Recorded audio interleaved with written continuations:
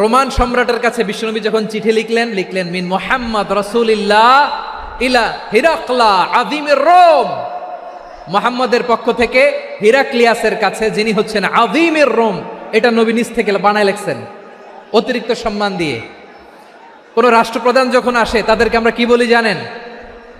তার নামের শেষে HE এটা লিখতে হয়, H.E. মানে হিজ এক্সেলেন্সি। কি লেখে? হিজ এক্সেলেন্টি, অথবা ইউর হাইনেস, ইউর ম্যাজেস্টি। দেখেন, বিশ্বনবী সাল্লাল্লাহু আলাইহি ওয়াসাল্লাম সব নবীদেরও নবী, তিনি একজন মুশরিক খ্রিস্টান সম্রাট রোমান সম্রাটের কাছে চিঠি লিখতে যায়, লিখতেছে ইলা হিরাকলা আযীমির রোম, হিরাক্লিয়াসের কাছে আমার চিঠি, যিনি রোমের আযীম, হিজ হাইনেস, মানে রোমের অনেক সম্মানিত এক বাহাদুর। আওয়াজ করে বলেন সুবহানাল্লাহ। তার মানে যাকে যে সম্মান দেয়ার এটা বিশ্বনবী দিতেন। এমনকি যেই ইহুদিরা ভালো ছিল এই ইহুদিদেরও প্রশংসা করেছেন বিশ্বনবী মুহাম্মদুর রাসূলুল্লাহ সাল্লাল্লাহু আলাইহি ওয়াসাল্লাম। এক ইহুদির প্রশংসা করেছেন বিশ্বনবী। ইহুদির কার? আমি তো আমার ভাইয়ের প্রশংসা করি না, আমি তো এক আলেম আরেক আলেমরে স্পেস দেই না, আমি তো এক দায়ী আরেক দায়ীর সাথে বসতে চাই না। আমার নবী ইহুদির প্রশংসা করে। কার প্রশংসা? ওই ইহুদির নাম ছিল মুখাইরেক। সিরাত গ্রন্থ ঘাটলে পাবেন। তিনি বলেছেন মুখাইরেক খাইরু ইয়াহুদ, মুখাইরেক is the best of the Jews. জুইশদের মধ্যে সে সবচেয়ে ভালো। কেন প্রশংসা করলেন তার? এর কারণ মদিনা চার্টারে কথা ছিল সব ধর্মের মুসলিম, মুশরিক, ইহুদিরা মিলে মদিনাকে রক্ষা করবে।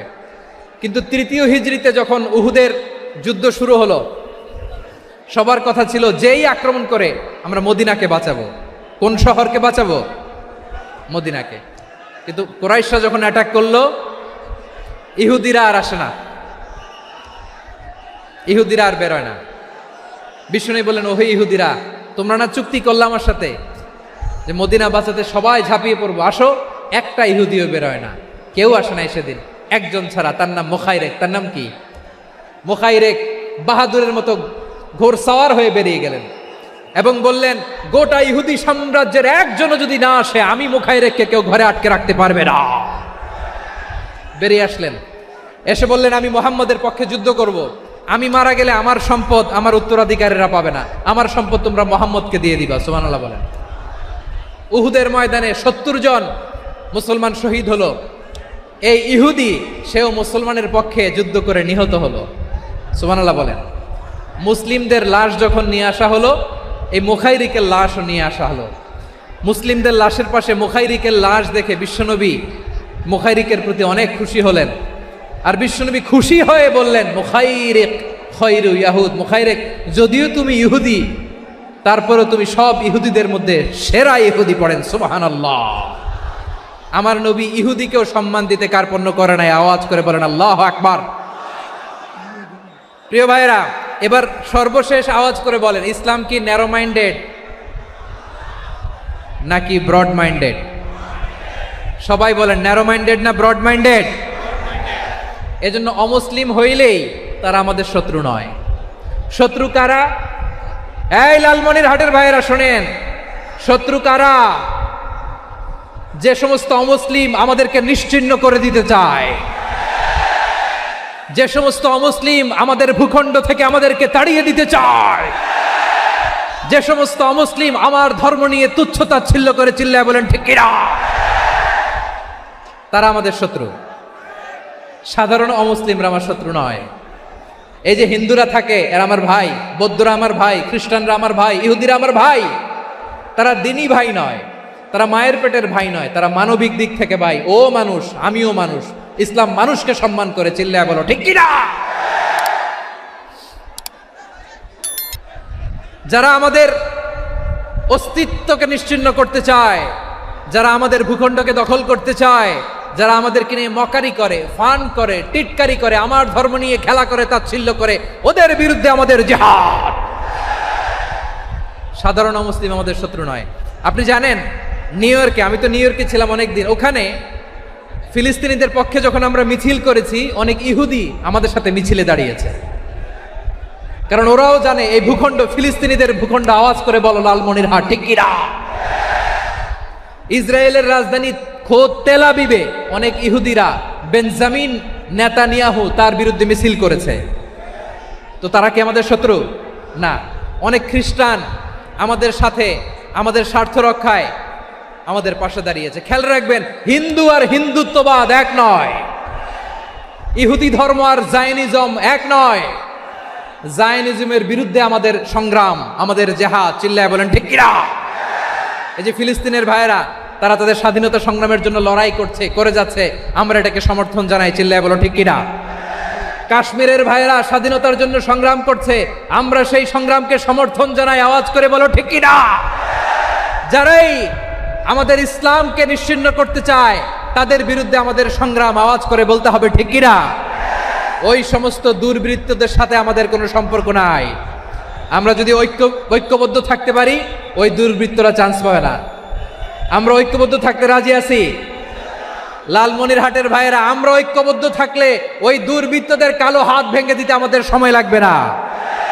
তাদের কালো হাত ভেঙে দিতে রাজি আছে মুসলমান? কারা কারা রাজি? দু হাত তুলে দেখাও।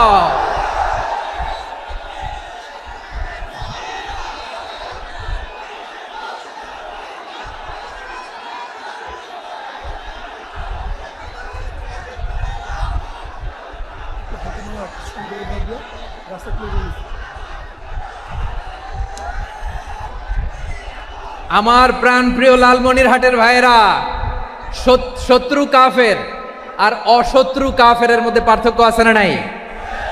আবু তালেবও মুশরিক, আবু জাহেলও মুশরিক, কিন্তু দুই মুশরিকে পার্থক্য আছে না নাই? আবু তালেব নবীর চাচা, মুশরিক, মারা গিয়েছে মুশরিক অবস্থায়, কিন্তু আজীবন আমার নবীকে আগলে রেখেছে, আমার নবীকে সাপোর্ট করেছে, ভালোবেসেছে। আবু জাহেলও মুশরিক, মারা গিয়েছেও মুশরিক হিসেবে, আজীবন আমার নবীর বিরুদ্ধাচারণ করেছে। আবু জাহেলের শক্তি, সামর্থ্য, স্ট্র্যাটেজি, প্ল্যান সব আমার নবীর বিরুদ্ধে ছিল। এই আবু জাহেলের কারণে একটা দিন শান্তিতে আমার নবী মক্কায় ঘুমাতে পারে নাই, চিল্লায় বলেন ঠিক কিনা? এজন্য রাব্বুল আলামিন বলেন, লা ইয়ানহাকুমুল্লাহু আনিল্লাযীনা লাম ইউকাতিলুকুম ফিদ-দীনি ওয়া লাম ইখরিজুকুম মিন দিয়ারিকুম আন তাবাররুহুম ওয়া তুকসিতু ইলাইহিম ইন্নাল্লাহা ইউহিব্বুল মুকসিতিন। আল্লাহ বলে, গোলামেরা শোনো শোনো, যে সমস্ত অমুসলিম তোমাদের সাথে ধর্মযুদ্ধে লিপ্ত হয় না, তোমাদের বিরুদ্ধে যে সমস্ত অমুসলিম অস্ত্র ধরে না, যে সমস্ত অমুসলিম তোমাদেরকে তোমাদের জন্মস্থান থেকে, ভূখণ্ড থেকে তাড়িয়ে দেয় না, তাদের সাথে ভালো আচরণ করতে আমি আল্লাহ নিষেধ করি নাই। তাদের সাথে সদাচরণে কোনো নিষেধাজ্ঞা নাই, বরং তাদের সাথে সদাচরণ করো, এটাই আমি আল্লাহ চাই। তাহলে আমার যে অমুসলিমরা আমাদের সাথে শত্রুতা করে না, তুচ্ছতাচ্ছিল্য করে না, আমাদের ভূমি থেকে আমাদেরকে উচ্ছেদ করতে চায় না, আমাদের বিরুদ্ধে অস্ত্র ধরে না, ওই অমুসলিম ভাইদের সাথে আমাদের কোনো দ্বন্দ্ব আছে? কোনো বিরোধ আছে? বরং আছে ভালোবাসা। বরং আছে কি? এই ভালোবাসা দিয়ে আমরা বিশ্ব জয় করব। রাজি আছো মুসলমান? আমাদের পুঁজি ভালোবাসা। আমাদের পুঁজি কি? এবার আওয়াজ করে বলেন, আমার এই পুরো আলোচনা থেকে the religious coexistence, peaceful coexistence, শান্তিপূর্ণ সহাবস্থান, কমিউনাল হারমোনি, এই সাম্প্রদায়িক সম্প্রীতি, এই আলোচনা থেকে কি বুঝলেন? ইসলাম কি ন্যারো মাইন্ডেড না ব্রড মাইন্ডেড?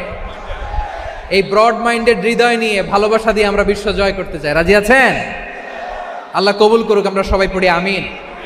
লালমনিরহাটের জেলা স্টেডিয়ামে আমার প্রিয় মায়েরা, বোনেরা, আপনাদের জন্য একটা হাদিস বলে শেষ করব। বিশ্বনবী বলেন, আমার মায়েরা খেয়াল করে শুনুন, বিশ্বনবী আপনাদের উদ্দেশ্য করে বলেন, আল মারআতু ইযা সাল্লাত খামসাহা ওয়া সামাত শাহরাহা হাফিজাত ফুরুজাহা আতাআত বা'লাহা ফালতাদখুল মিন আইয়ি আবওয়াবিল জান্নাতি শাআত। বিশ্বনবী বলেন, ও রমণীরা, ও নারীরা, যে সমস্ত নারী এই চারটা কাজ করবে, এই চারটা কাজের গ্যারান্টি দিবে, তাদেরকে জান্নাতের 8টা দরজার গ্যারান্টি দেয়া হবে। কি চারটা কাজ? 1 নাম্বার, আল মারআতু ইযা সাল্লাত খামসাহা, যে নারী 5 ওয়াক্ত নামাজ পড়ে। কি করে? জেলা স্টেডিয়ামে অবস্থানরত আমার নারীরা, বোনেরা, বিশ্বনবী আপনাদেরকে 4টা কাজের কথা বলেছেন, খুব বেশি না। 4টা করলে 8 জান্নাতের দরজা সব খোলা। কোনটা দিয়ে যাবেন? যেটা দিয়ে মনে চায়। 1 নাম্বার 5 ওয়াক্ত নামাজ।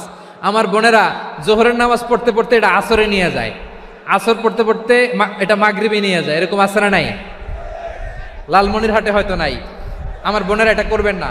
ইন্নাস সালাতা কানাত আলাল মুমিনিনা কিতাবাম মাওকুতা, সময় মতো পড়বেন। সামাত শাহরা, রমাদানের রোজাগুলো রাখবেন। হাফিজাত ফুরুজাহা, যে নারী তার চরিত্রকে হেফাজত করে, তার প্রাইভেট হেফাজত করে, তার লজ্জাস্থান হেফাজত করে। ও মায়েরা, আপনার এই গর্ভ যে কত দামি আপনি জানেন না। আপনার এই গর্ভ থেকে জন্মাবে আগামীর সালাহুদ্দিন আল আইয়ুবী। আপনার গর্ভ থেকেই জন্মাবে ইমাম আল মাহদি আল মুনতাজার। আপনার পেট থেকে জন্মাবে আবু সাইদের মতো বীর সৈনিক। আপনার পেট থেকে জন্মাবে মুগ্ধের মতো বীর মুজাহিদ। আপনি জানেন না কে আসবে আপনার পেট থেকে।